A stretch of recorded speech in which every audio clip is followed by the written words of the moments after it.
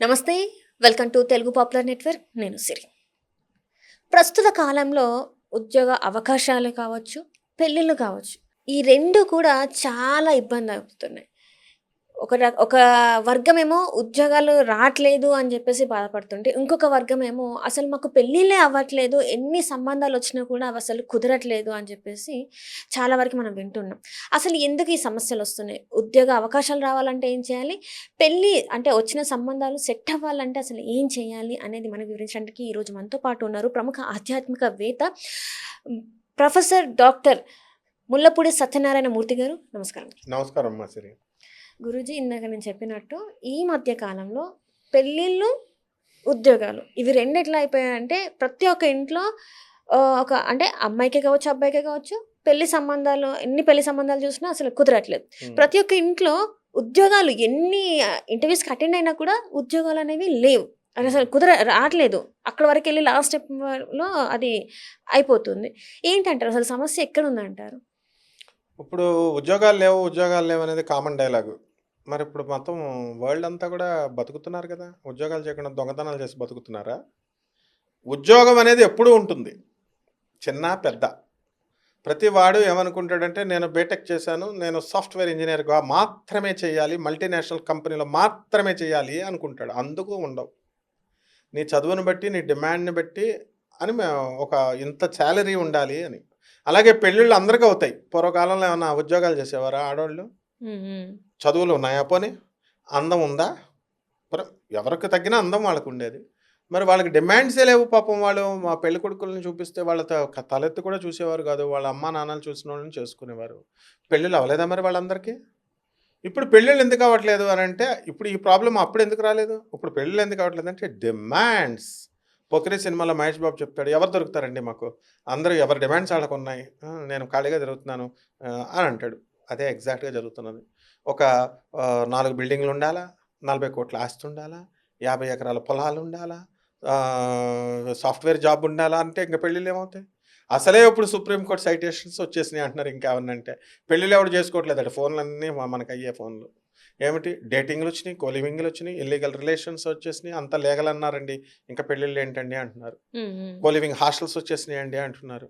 అసలు అమెరికా లాంటి దేశాల్లో అయితే వాళ్ళు ఫోన్‌లు చేసి పాపం పేరెంట్స్ ఏమంటున్నారు, ఎవరు పెళ్ళిళ్ళు చేసుకోవట్లేదు సార్ అని బాధపడుతున్నారు తల్లిదండ్రులు. ఇదే ఒక పక్క ఈ బాధలో ఉంటే అమెరికన్ కల్చర్ ఇక్కడ ఇండియాకొచ్చేసింది. వచ్చేసింది. మొన్న పాలమూరు డిగ్రీగా యూనివర్సిటీలో ఒక ప్రిన్సిపల్ వాళ్ళ స్టూడెంట్ చదువుతున్నటువంటి స్టూడెంట్‌ని వాడిని హోమోసెక్సువల్‌గా హెరాస్ చేసి చేసేసింది. అసలు యూనివర్సిటీ పరువు కూడా పోద్దని కూడా జ్ఞానం లేదు వాడికి చూడు. వాడి మర్మాంగాలను కొరికేసి వెళ్ళిపోయాడనేసి అంత అల్లరి ఇదైంది, సస్పెండ్ చేశారు వాడిని. అసలు అమెరికాలో ఇది వాస్తవం. ఇక్కడ మనకి అబ్నార్మల్. ఒకప్పుడు, ఇప్పుడు కామన్ అయిపోయింది ఇక్కడ. అక్కడ కూడా అమెరికాలో హోమోసెక్షువల్ లెస్బియన్స్ ఆడవాళ్ళు పెళ్ళిళ్ళు చేసేసుకోవడాలు, మగవాళ్ళు చేసేసుకోవడాలు. అసలు నీకు తెలుసో తెలీదో కన్సల్టేషన్స్ నన్ను ఎవరైనా మా స్టూడెంట్స్ పేరెంట్స్ అడిగితే, అసలు వీడు మగవాడినే పెళ్లి చేసుకుంటాడండి, ఆడవాళ్ళని పెళ్లి చేసుకుంటారండి అని అడుగుతున్నారు. ఆడవాళ్ళని పెళ్లి చేసుకోవడం ఏమిటమ్మా అన్నాను. అంటే ఇక్కడ అమెరికాలో మగాళ్ళు చేసేసుకుంటున్నారు సార్ అంటే నాకు నవ్వొచ్చింది. కాబట్టి ఇటువంటి ఈ యొక్క దేశ కాలమాన పరిస్థితులు మారిపోయినాయి. కలి వచ్చేసాడు మనకి, విజృంభించుతున్నాడు. బుద్ధి తెచ్చుకోవాలి జనం. అసలు కలి దుర్యోధనుడిగా పుట్టాడు. ఓకే. కలిపురుషుడు జాగ్రత్తగా వినండి బాగా. కృష్ణుడు ఎప్పుడూ తప్పు చేయడు, కలి ఎప్పుడూ తప్పు చేయడు. కృష్ణుడేమో దేవుడు, కలేమో విలన్, హీరో విలన్. కలిపురుషుడు బ్రహ్మదేవుడు పుట్టించాడు. రారా బాబు అని వెళ్ళిన తర్వాత వాడు వచ్చి ఒక పక్క నాలికనిలాగా పట్టుకొని, ఒక పక్క పురుషాంగాన్ని పట్టుకొని, శస్నాన్ని పట్టుకొని వికృత నాట్యం చేస్తుంటే గురుచరిత్ర చదువు పారాయణలో ఉంటుంది. అది చదువుతుంటే ఏమిట్రా ఈ విచిత్రం, ఆడ కొడుకే కదా, బ్రహ్మకు కొడుకే కలిపురుషుడు. ఏమిట్రా అంటే, స్వామి డాడీ నేను ఎవరైతే నాలుకని ఎక్కువ ఇక్కడ చాడీలు అక్కడ చాడీలు ఇక్కడ గొడవలు పెట్టుకుంటారో వాళ్ళని పట్టేసుకుంటా, ఎవరైతే కామాంధుడై ఉంటాడో వాళ్ళని పట్టేసుకుంటా కలియుగంలో. అంతేగాని కలి పొరపాటు చేయడు, కలి తప్పు చేయడు. కలి ఇతరుల చేత తప్పు చేస్తాడు. కామ, క్రోధ, లోభ, మోహ, మద, మాత్సర్యాలు తీసుకొచ్చి ధర్మాత్ముడైనటువంటి భీష్ముడిని తన పార్టీలో చేర్చుకున్నాడు, దుర్యోధనుడి పార్టీలో. కర్ణుడు అమాయకుడు పాపం, ఆయన తన పార్టీలో చేర్చుకున్నాడు. కృపాచార్యుడు, ద్రోణాచార్యుడు వీళ్ళందరూ ధర్మాత్ములని. లాస్ట్కి రాఘవేంద్ర స్వామి ముందవతారమైనటువంటి బాహ్లీకుడు ముందవతారం, శంతన మహారాజా అన్నగా పుడతాడు, ఆయన్ని కూడా తన పార్టీలో చేర్చుకున్నాడు. వీళ్ళందరి చేత తప్పులు చేయించేస్తాడు. ఆయన మాత్రం తప్పు చేయడు. శుద్ధంగా ఉంటాడు. కృష్ణుడు ప్యూర్, కలిపురుషుడు ప్యూర్. అందుకే వాళ్ళిద్దరు ఎటర్నల్ అనమాట ఎప్పుడు. వీళ్ళ చేత చేయిస్తారు. కృష్ణుడేమో అరే బాబు మీరు తప్పులు చేయకండి నాయన, ఆడు చేయించేస్తున్నాడు రా అని రక్షించాలని ఆయన వస్తాడు. ఆయన మనల్ని పాసిఫై చేయాలి, ప్యూరిఫై చేయాలని పాపం కృష్ణుడు తాపత్రయపడతాడు. ప్రతి ఒక్కడు కృష్ణుడు ఆ ప్రేమతత్వం బోధించాలని చూస్తాడు ఆయన.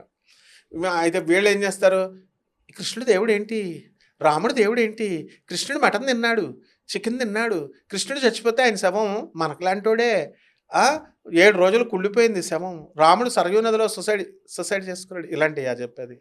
కృష్ణుడు అంటే కృష్ణతత్వము. కృష్ణుడు మన కోసం పుట్టాడురా.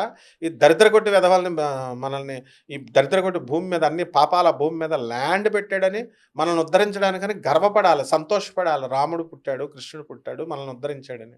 ఆయనకే పంగనామాలు పెడుతున్నాం మనం. కాబట్టి ఇటువంటి మానవులు అందుకే పెళ్ళిళ్ళు అవ్వవు, పెడాకులు అవ్వవు.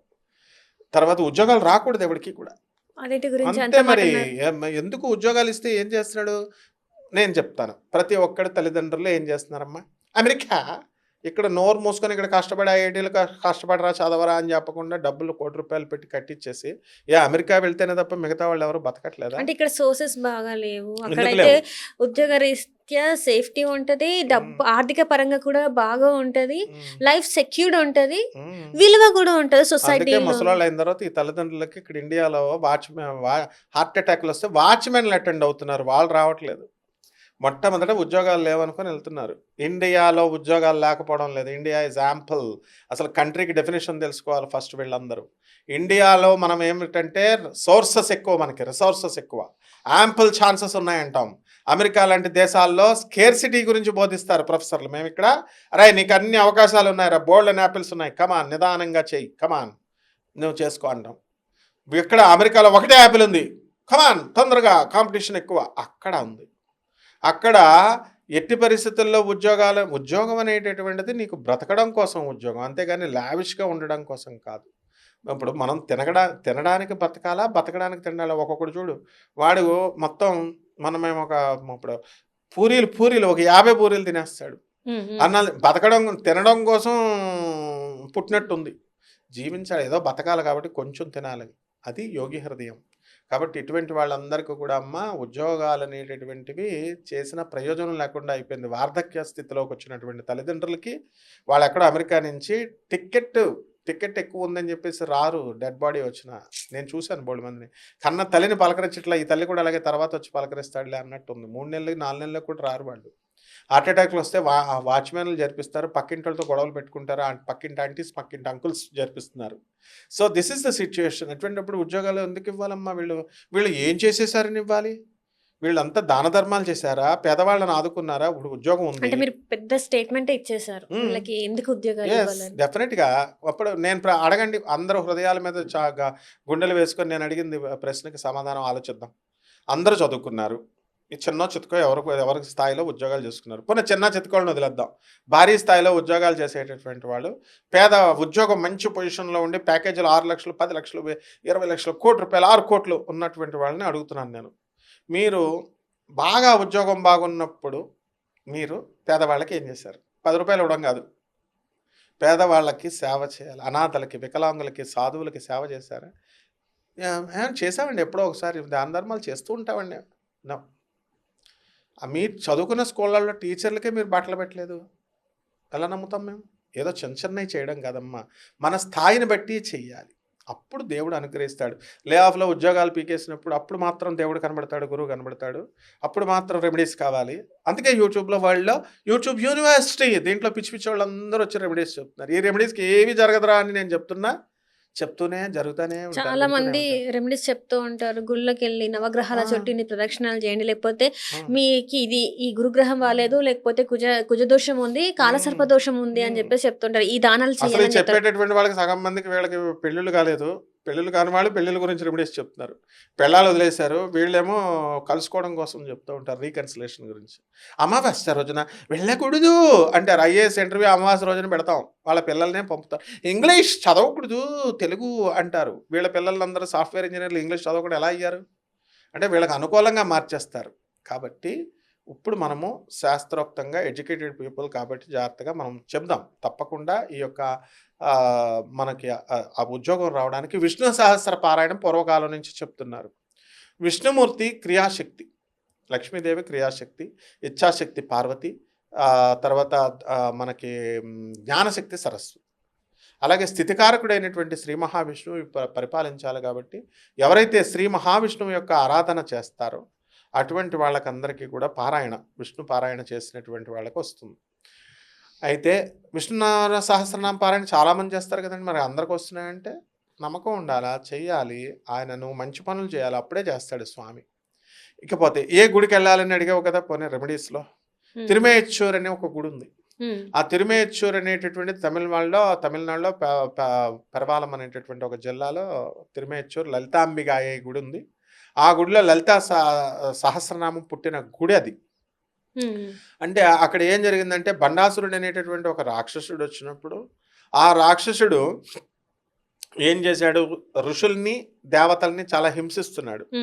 హింసిస్తున్నప్పుడు దేవతలు ఋషులంతా కూడా ఆ జగన్మాత అయినటువంటి ఆ పార్వతీదేవిని శరణు వేడతారు.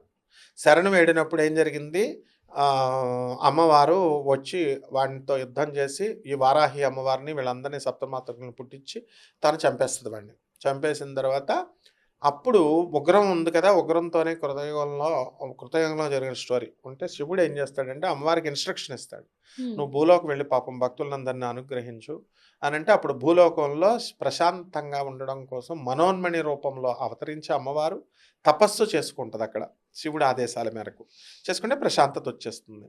అక్కడ శ్రీచక్రం శ్రీచక్రం మీద వెలిసింది అమ్మవారు, చక్కగా వెలిసి దర్శనమిస్తుంది. ఇక్కడ విచిత్రం ఏంటంటే నవరాత్రులలో ఒక పాండ్ ఉంటుంది, ఒక సరస్సు ఉంటుంది. ఆ పాండ్లో ప్రతి వాళ్ళు ఇక్కడ మనం బోనాలు ఎలా తీసుకెళ్తాం, అందరూ తీసుకెళ్ళి అమ్మవారికి సమర్పిస్తాం కదా. తమిళనాడు కథలు వస్తుంది, వచ్చి పొంగల్ పాయసాన్నం తీసుకొచ్చి అందులో పోసేస్తారు. పోసేస్తే నెయ్య పాయసాన్న ప్రియా త్వక్స్తా పశులోక భయంకరి, లలితా శాస్త్రంలో క్లియర్గా చెప్పబడింది పాయసానాన్ని వెయ్యాలి అని. తర్వాత స్నిగ్ధోదన ప్రియా అన్నారు, ఆవు నెయ్యి వెయ్యాలి అమ్మవారికి, ఏమి నివేదించిన ఆవు నెయ్యలు తెచ్చేసేస్తారు. మొత్తం కొలనంతా నిండిపోద్దమ్మా సరస్సు అంతా. ఇప్పుడు అసలు మా స్టోరీ స్టార్ట్ అవుద్ది. ఈ కొలనంతా కూడా పాయసంతో ఈ యొక్క ఆవు నెయ్యితో నిండిపోయినప్పుడు అమ్మవారి విగ్రహం యొక్క రిఫ్లెక్షన్ దాని మీద పడుతుంది. ఆ రిఫ్లెక్షన్ చూస్తున్నటువంటి వాళ్ళకి ఉద్యోగాలు వస్తాయి. ఇంత స్టోరీ ఉంది. మరి జగన్మాత అయినటువంటి పార్వతీ అమ్మవారు లలితాదేవిగా వచ్చింది. ఆమె తన యొక్క 1000 నామాలని ఆమె రాసుకుంది. She is second to herself అని చెప్పాను కదా. ఇప్పుడు ఎవరి గురించి వాళ్ళే రాసుకోవాలా. My experiments with truth Gandhi మహాత్ముడు రాసుకున్నాడు. నేను దొంగతనం చేశాను, నేను పశ్చాత్తాపడ్డాను, మా నాన్నకు తెలియకుండా దొంగతనం చేశాను 10 రూపాయలు అని రాసుకొచ్చాడు ఆయన అదే బయోగ్రఫీ నన్ను రాయమన్నాడు అనుకో, గాంధీ మహాత్ముడు దొంగ 10 రూపాయలు దొంగతనం చేశాడు నాన్నకు తెలియకుండా అంటే తంతారు నన్ను కదా. అంటే ఆటోబయోగ్రఫీ అనేది ఎవరికి వాళ్ళు రాసుకోవాలి, వాళ్ళు తెలుస్తుంది. ఇప్పుడు ప్రభాత్ రంజన్ సర్కార్ అన్ ఆటోబయోగ్రఫీ ఆఫ్ లార్డ్ శివ రాశారు. లార్డ్ శివ నమశివాయ శాంతాయ అంటారు ఆ పుస్తకం పేరు. అంటే శివుడు తానే అయినప్పుడు ఆ పుస్తకం రాయగలుగుతారు ఆటోబయోగ్రఫీ.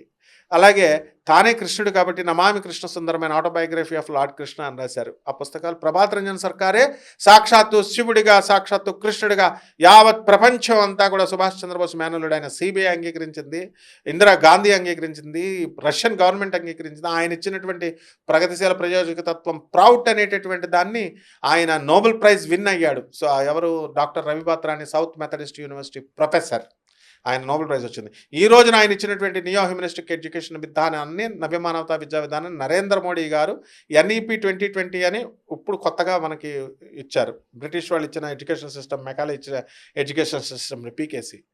మరి అలాగే ఆయన సైన్స్లో కాన్సెప్ట్ ఆఫ్ మైక్రోబిట్ అన్న సైన్స్లో నోబెల్ ప్రైజెస్ బోల్డ్ మందికి ఇప్పించారు. ఆయన ఇచ్చిన దాని మీద రీసెర్చ్ చేసి స్టీఫెన్ హాకింగ్కి వచ్చిన నోబెల్ ప్రైజ్, గాడ్ పార్టికల్ అని మార్చి మన గురువు గారు ఇచ్చిన సిద్ధాంతాన్ని మీదే స్టీఫెన్ హాకింగ్ ఫిజిస్ట్కి నోబెల్ ప్రైజ్ వచ్చింది. హిగ్స్ థియరీ కూడా ఆయన ఇచ్చింది. ఆయన గాడ్ పార్టికల్ అని మార్చుకున్నాడు హిగ్. ఎడింగ్టన్, సర్ ఆర్థర్ ఎడింగ్టన్ కూడా చెప్పింది ప్రభాత్ రంజన్ సర్కార్ గారు చెప్పినటువంటివి. మరి ఎంత పెద్ద చరిత్ర ఉన్నటువంటి గురువులే వీళ్ళు ఏం చెప్తున్నారు, సాక్షాత్తు లలిత అమ్మవారు, సాక్షాత్తు వాళ్ళైతేనే ఎలాగైతే రాయగలుగుతారో సేమ్ స్టోరీ, ఆయనే శివుడు, ఆయనే కృష్ణుడు కాబట్టి, అలాగే తానే పార్వతి అమ్మవారు కాబట్టి తానే వారాహి కాబట్టి, తానే అన్ని అవతారాలు కాబట్టి, తన యొక్క 1000 పేర్లని తానే రాసుకుందనమాట. అదే లలితా సహస్రనామం. హ్మ్. హ్మ్. అది మొట్టమొదటగా ఎక్కడ రాసింది అంటే, ఆ ప్లేస్‌లో రాసింది అమ్మవారు. తర్వాత దానికి భాష్యాలు రాయాల. విష్ణు సహస్రనామ భాష్యాన్ని రాసిందెవరు? శంకరాచార్యులు వారు. లలితా సహస్రనామ భాష్యాన్ని రాసిందెవరు? భాస్కరాచార్యులు వారు. విష్ణు సహస్రనామాన్ని రాయడానికి ఆయన ఏమనుకున్నాడంటే ఆదిశంకర్లు, నేను ఎలాగో సౌందర్యలహరి రాశాను, శివానంద లహరి రాశాను శివుడి మీద, ఇది కూడా రాసేద్దాం లలితా సహస్రం అని చెప్పేసి ఆయన శిష్యుడిని లోపలికి పంపుతాడు. పంపితే ఆయన ఏం చేస్తాడు, ఒక అమ్మవారు ఒక చిన్న పిల్ల ఈ విష్ణు సహస్రం బుక్ ఇచ్చిందండి గురుగారు అని చెప్తాడు. నేను తెమ్మన్నది నిన్ను విష్ణు సహస్రం కాదు, లలితా సహస్రం, వెళ్ళమ్మా మళ్ళీ వెళ్ళు అంటాడు. మళ్ళీ వెళ్తే మళ్ళీ ఆ చిన్నపిల్ల విష్ణు సహస్రం పుస్తకమే ఇస్తుంది. అప్పుడు అమ్మవారు ఆజ్ఞగా అమ్మవారి దర్శనమయ్యి ఆయనకి అవుద్ది దర్శనం, మనలాంటి వాళ్ళకి యూట్యూబ్ వాళ్ళకి అవ్వదు అనమాట. ఆమె వచ్చి ఏమంటది, నాయనా శంకరా, నువ్వు ఆది గురువైనటువంటి పరమేశ్వరుడు రా నాయన, నువ్వు శివుడి గురించి నా గురించి రాస్తే నేను శైవుడు అని కట్టేస్తారా, అందుకోసం విష్ణుమూర్తిది రాయి, నువ్వు విష్ణు సహస్రానికి భాష్యం రాయి. అలాగే రాబోయే 400 సంవత్సరాల కాలంలో భాస్కరాచార్యుల వారిని ఒక ఆయన వస్తారు మహాత్ముడు, ఆయన రాస్తాడు రా నాయన ఈ లలితా సహస్ర భాష్యానికి అని చెప్పి రాస్తారు. లలితా సహస్ర భాష్యం రాసిన తర్వాత ఆ భాష్యాన్ని ఇక్కడికి వచ్చి ఈ క్షేత్రంలో ఆయన భాస్కరాచార్యుల వారు చదువుతారు, వినిపిస్తారు అమ్మవారికి. కాబట్టి ఎవరైతే లలితా సహస్రాలు చదువుతారో, ఇటువంటి వాళ్ళు ఉద్యోగాలు కావాలనుకుంటారో అటువంటి వాళ్ళు వచ్చి ఒక 41 రోజుల దీక్ష చేసి అమ్మవారి లలితా సహస్రాన్ని ఇంటి దగ్గర చదివి ఆఖరి రోజున ఈ గుడికి వచ్చి కనుక చదివితే మీకు తప్పకుండా ఉద్యోగం వస్తుంది. అలా అని చెప్పి మొత్తం ఇంకా ఉద్యోగాలు కావాలని మొత్తం ఆంధ్ర అంతా అరుణాచలం వెళ్ళిపోయినట్టు చాగంటి గారు చెప్పారు, నండూరు గారు చెప్పారని అరుణాచలం ఖాళీ లేకుండా చేసేసారు ప్రదక్షిణాలు అని చెప్పేసి. వాళ్ళేమో దాడులు చేసేస్తున్నారు మన మీద, అత్యాచారాలు చేసేస్తున్నారు వాళ్ళు. మనమేమో తిరువన్నామలై అని పెట్టకుండా అరుణాచలం తెలుగు బస్సులు వేసుకుంటే ఇంకా మండిపోతుంది వాళ్ళకి. హోటళ్ళు ఇవన్నీ పెట్టేస్తున్నాం మనం, ఎక్కడికి వెళ్ళి కొనుక్కుంటుంటే వాళ్ళు తమిళ గవర్నమెంట్ మీదే తిరగబడిపోయారు వాళ్ళు. అలా చేయకుండా ఎవరైతే నిజంగా ఉద్యోగం కావాలన్న వాళ్ళు అలా చేసుకుంటే తప్పకుండా ఉద్యోగం వస్తుందమ్మా. ఇక పెళ్ళిళ్ళు కావాలా, పెళ్ళిళ్ళు కావాలన్న వాళ్ళు పళని సుబ్రహ్మణ్యేశ్వర స్వామి వారి దగ్గరికి వెళ్ళాలమ్మా. ఈ యొక్క సుబ్రహ్మణ్య పెళ్ళిళ్ళు ఎందుకు అవ్వమ్మా? కుజదోషం లాగా ఉండడం వల్ల, సర్పదోషాలు ఉండడం వల్ల. అంటే అదే చెప్తున్నారు, కుజదోషం ఒకటి, కాలసర్పదోషం ఒకటి ఉంది. కుజుడు వక్రీకరించాలని చెప్తూ ఉంటారు, లేకపోతే గురు బలం సరిగా లేదని చెప్తూ ఉంటారు. ఉన్నాయే 9 గ్రహాలు, 9 దోషాలు తయారు చేస్తారు. 9 దోషాలు తయారు చేసి అసలు ఫలశ్రుతి జ్యోతిష్ శాస్త్రంలో ఎంత ఈల క్రియేట్ చేసినాయి.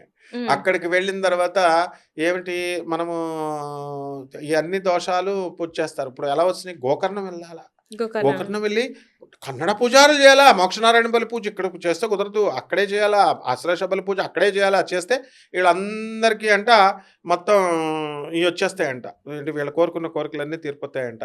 మరి చేయించిన వాళ్ళు అనారోగ్యవంతులు ఎందుకు అవుతున్నారు? వీళ్ళు చేసే పంతులు గారే మా బ్యాచీలు తీసుకెళ్తారు కదా, మరి వాళ్ళందరికీ అన్ని కోరికలు తీరిపోయినాయా? కమాన్ చూద్దాం. మరి వెళ్ళిన వాళ్ళందరూ కూడా, అక్కడికి వెళ్ళిన వాళ్ళందరి కోరికలు తీరిపోయినాయా? కాదే. హోమాలు, యజ్ఞాలు, పూజలు, పునస్కారాలు చేస్తే పాపం పంతులు గారికి ఇస్తున్నామన్న ధారణతో చేసుకోవాలి తప్ప, అవి చేసేస్తేనే సాల్వ్ అయిపోతాయని కండిషన్స్, దేవుడికి కండిషన్స్ పెడితే ఎప్పుడు వినడు. అన్కండిషనల్గా ఉండాలా సరెండరెన్స్, టోటల్ సరెండర్ అవ్వాలి. ఉదాహరణకి నేను చెప్తాను, విష్ణుమూర్తికి కండిషన్స్ పెట్టాడు హిరణ్యకశ్యపుడు. నన్ను మానవులు చంపకూడదు, మిగతా జీవులు చంపకూడదు, బయట పగలు చంపకూడదు, రాత్రులు చంపకూడదు, ప్రాణం ఉన్న వస్తువు చంపకూడదు, ప్రాణం లేని వస్తువు చంపకూడదు, గోళదా చీల్చేశాడు, ప్రాణం ఉండి లేనిది. రాత్రులు చంపకూడదు, పగలు చంపకూడదు, నేను ఇలా ఉందరా నీ సంగతి చెప్తా అని చెప్పి సాయంత్రం ప్రదోష సమయంలో చీల్చేశాడు. ఇంట్లో చంపకూడదు, బయట చంపకూడదు, గడప మీద చంపేశాడు, కింద పెట్టగానే తొడ మీద పెట్టి చంపేశాడు. కండిషన్స్ పెడితే అలా చేస్తాడు. కండిషన్స్ పెట్టినటువంటి ధ్రువుడికి, చిన్నపిల్లాడికి, ప్రహ్లాదుడికి, వీళ్ళందరినీ ఉచ్చస్థితి మండలాన్ని ఇచ్చాడు. అది దేవుడి యొక్క లక్షణం, అది తెలుసుకోవాలి వీళ్ళు జనం. కాబట్టి ఇటువంటి వాళ్ళంతా కూడా ఎక్కడికి వెళ్ళిపోవాలంటేనమ్మా, ఎవరు పళని సుబ్రహ్మణ్యేశ్వర స్వామి వారి దగ్గరికి వెళ్ళిపోయి అక్కడ నవపాషాణాలతో ఆయన యొక్క విగ్రహాన్ని తయారు చేశారు. ఆ యొక్క నవపాషాణం ముఖం కూడా ఆయన మంచి సర్పరూపంలో, బ్రహ్మణ మనిషి రూపంలో చాలా కాన్సన్ట్రేట్గా బోరార్ అనేటటువంటి ఒక మహాభక్తుడు, ఇడుబన్ అనేటటువంటి మహాభక్తుడు వీళ్ళు తయారు చేస్తారు. తయారు చేసిన తర్వాత మిగతా శరీరం తయారు చేసినప్పుడు అతను అంత శ్రద్ధ చూపించలేకపోయాడు అనమాట. అందుకని మామూలుగా ముఖంలో బ్రహ్మాండంగా ఉంటుందని చెప్తాం స్థల పురాణంలో. ఆ తర్వాత అక్కడ స్వామివారు ఏం చేశారంటే, ఎందువల్ల వెళ్ళాల్సి వచ్చిందంటే, ఇప్పుడు వినాయకుడికి జ్ఞాన ఫలం అంటే జ్ఞాన ఫలితం, జ్ఞాన పండు అనేటటువంటి ఇది జ్ఞానం అంతా విఘ్నాధిపత్యం ఇచ్చాడు. జ్ఞానాధిపత్యం జ్ఞానానికి దేవుడు రా నువ్వు అధిపతి అని ఇచ్చేస్తే 2 పోస్టులు ఆయనకి ఇచ్చేస్తారు. అన్నగారికి నాకివ్వరా అని చెప్పేసి ఆయన అలిగేసి కొండ మీదకి వెళ్ళిపోతాడు. కొండ మీదకి వెళ్ళిపోతే అక్కడ తల్లిదండ్రులు వదిలేసుకోరు కదా పిల్లల్ని. ఎలాగైతే మనల్ని వదిలేసుకోరో వాళ్ళు కూడా శివపార్వతులు ఇద్దరు వచ్చి అరే నాయన ఏంట్రా నీకు చిన్నపిల్లడు కదా చాక్లెట్ ఇవ్వాలి. ఆ చాక్లెట్ కోసం ఆయన జ్ఞాన పండేరా జ్ఞాన పజమే. నువ్వు జ్ఞాన పజం నీయప్ప నీదేరా మొత్తం అసలు విజ్డమ్ ఆఫ్ గాడ్ విజ్డమే నువ్వురా. బుద్ధి అంటే నీకు రూపాన్ని తీసుకొచ్చి ఇప్పుడు ప్రేమ అంటే ఎవరికి కనబడదు. ఆ రూపం లేని ప్రేమను తీసుకొచ్చేలాగా ఒక విగ్రహం చేస్తే కృష్ణుడు అయిపోతాడు, రాధమ్మ తల్లి అయిపోద్ది. అలాగే ధర్మానికి రూపం ఉండదు. ఆ ధర్మాన్ని తీసుకొచ్చి ఒక రూపం కింద ఒక విగ్రహం కింద చేసేస్తే రాముడు వచ్చేస్తాడు. ఆ విధంగా జ్ఞానం అనేటటువంటి దానికి రూపం ఉండదు. అది తీసుకొచ్చి పోసేస్తే సుబ్రహ్మణ్యేశ్వర స్వామి వచ్చేస్తాడు. ఆయన దేవతలకే కాదు గురువు, శివుడికే గురువు. ఆయన అందరికీ గురువు. ఆది గురువు శివుడైతే చిన్నప్పుడు ఎల్కేజీ నర్సరీ స్కూల్లో పిల్లలు వెళ్తుంటే ఒళ్ళో కూర్చోబెట్టుకుని తల్లిదండ్రులు ఈరోజు మీ మాస్టర్ ఏం పాఠం చెప్పాడు అని అడుగుతారు కదా. ఆ విధంగా ఆయన ఒళ్ళో కూర్చోబెట్టుకుని అడుగుతుంటే అసలు జ్ఞానానికి గురువైనటువంటి శివుడే ఆశ్చర్యపోయేలా సమాధానాలు ఇస్తాడు. ఓరు నాయన నువ్వు నాకే గురువురా అని చెప్పేసి శివుడు ఒప్పుకున్నాడు. అటువంటి జ్ఞాన పదం నీ అప్పారా నువ్వు అంటే అప్పుడు ఆ పదవి ఇవ్వగానే గాడ్ నువ్వే నాయన అని అనగానే ఆయన తన డివైన్ అటైర్ని వదిలేసి దేవుడి రూపాన్ని వదిలేసి ఒక మామూలు సామాన్యమైనటువంటి ఋషి ఎలా ఉంటాడు, సాధువు ఎలా ఉంటాడు అది పట్టుకొని ఒక ఫ్లాగ్ని ఒక కర్రను పట్టుకొని జెండాని కోడిపుంజు ఉన్నటువంటి జెండాను పెట్టుకొని కొండపైకి వెళ్ళేసి అక్కడ వెలిశాడు. అది ఆయన వెలిసినటువంటి విగ్రహం నవపాషాణ విగ్రహం కాబట్టి ఆ నవపాషాణ విగ్రహానికి అభిషేకం చేసినటువంటి జలము మామూలు పంతులు గారు కలిపేటటువంటి జలము ఈ 2 కలిపేసి తీర్థం కింద ఇస్తారు. అది తీసుకున్నటువంటి వాళ్ళు పెళ్ళిళ్ళు కానటువంటి వాళ్ళకి పెళ్ళిళ్ళు అయిపోతాయి, స్థలాలు లేనటువంటి వాళ్ళు స్థలాలు వచ్చేస్తాయి, సంతానం లేనటువంటి సంతానం అన్ని కోరికలు తీరుతాయి. ముఖ్యంగా సర్పాలకి అనంతాది నవకుల నాగదేవతలు ఉంటారు. అనంతుడు, ఆదిశేషుడు, శంకుపాలుడు, కాళీయుడు, ఇలా తక్షకుడు, సర్పరాజు అనేటువంటి తక్షకుడు ఇలాంటి 9 సర్పాలు ఉంటారు. రేణుకా, ఎల్లమ్మ, చిన్నమస్త లేడీస్ రూపాల్లో దేవతలు ఉంటారు. మగదేవుల్లో ఇప్పుడు ఇవి కాకుండా రాహువు, కేతువు గ్రహాల్లో శని, కుజుడు ఇవి కూడా సర్పరూపాలే. ఈ గ్యాంగ్కి ఎవరికి చేసినా అధిపతి ఎవర్రా ఒక్కడికి చేస్తే చాలు ఎంతమందికి పూజలు చేయక్కల్లా. ఈ కాళహస్తిగా రాకాలం పూజ రాహుకేతుల పూజ అవసరం లేదు. ఈ కపటలు బయలుదేరి చెప్పినటువంటి గోకర్ణం వెళ్ళి చెప్పేటటువంటి కన్నడ పూజారులు చేయాలట. మోక్షనారాయణ బలి తెలుగు పూజారులు కేరళ పూజారులు చేస్తే సరిపోదు. ఇక్కడ ఈ యొక్క మోక్షనారాయణ బలి పూజ ఇవన్నీ ఏం చేయించాల్సిన అవసరం లేదు. తర్వాత ఆశ్లేష బలి పూజ ఇవన్నీ అవసరం లేదు. అన్నింటికి అధిపతి శ్రీవల్లి దేవసేన సమేత శ్రీ సుబ్రహ్మణ్యేశ్వర స్వామి ఆరాధన ఇంట్లో చేసుకుంటే సరిపోతుంది. ఈ గుడికి వెళ్ళి దర్శనం చేసుకుని ఆ తీర్థం తీసుకుంటే సరిపోతుంది. ఒక్క రూపాయి కూడా ఖర్చు అవ్వని రెమెడీ చెప్తున్నాను నేను. ఇమీడియట్ సర్పదోషాలు, కాల సర్పదోషాలు, నాగదోషాలు ఇవన్నీ దోషాలు ఎగిరిపోయి ఇమీడియట్ పెళ్ళి అయిపోద్ది. ఇది మనం పిచ్చి పిచ్చి గుళ్ళు, చిన్న చిన్న గుళ్ళు, పెట్టుడు గుళ్ళు, పెట్టుడు పీఠాలు, దొంగ పీఠాలు, దొంగ గుళ్ళ దగ్గరికి వెళ్తే ఏమి రాదు. ఎన్ని సంవత్సరాలు తిరిగినా ఎలాగో చెప్తా. ఒక ఎద్దుని గానుగ ఎద్దుని ఇక్కడ కట్టేస్తాం, దాన్ని తిప్పుతా ఉంటాం. అది 100 సంవత్సరాలైనా 20 సంవత్సరాలైనా పాపం అది అక్కడే ఉంటుంది. అదే 20 సంవత్సరాలు ఆ ఎద్దును వదిలేస్తే ఢిల్లీ వరకే అంత దూరం వెళ్ళిపోద్ది. అది 1 సంవత్సరంలోనే ఢిల్లీ అంత దూరం వెళ్ళిపోద్ది. ఆ విధంగా ఈ పెట్టుడు గుళ్ళు, శక్తి లేని గుళ్ళు, ప్రతిష్ఠ చేసే సామ్యం, మహాపండితులం ఇవన్నీ గుళ్ళు తిరిగితే ఏమీ రాదు. ఓన్లీ స్వయంభూ శక్తి పీఠాలు ఈ యొక్క పళని సుబ్రహ్మణ్యేశ్వర కృతయుగం నుంచి వచ్చింది. అది అట్లాంటి దానికి వెళితే పెళ్ళిళ్ళు అవుతాయి, ఫలితం ఉంటుంది, పెళ్ళిళ్ళు అవుతాయి. గురుజీ అంటే పెళ్ళిళ్ళు అవ్వడానికి, ఉద్యోగాలు రావడానికి అసలు దాని వెనకాల కథను కూడా చాలా చక్కగా వివరించారు. ధన్యవాదాలు. ధన్యవాదాలు.